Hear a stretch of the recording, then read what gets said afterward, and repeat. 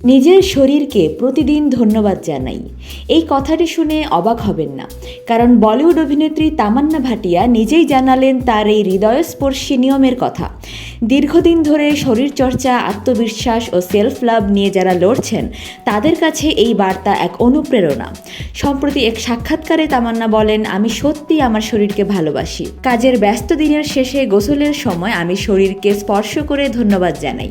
শুনতে অদ্ভুত লাগতে পারে, কিন্তু আমি জানি প্রতিদিন সে কিভাবে আমাকে সহ্য করে। এই স্বীকারোক্তি শুধু এক তারকার নয়, বরং নিজের শরীর, মন ও সৌন্দর্য নিয়ে সমাজের প্রচলিত ধারণার বিরুদ্ধে এক রূঢ় বার্তা।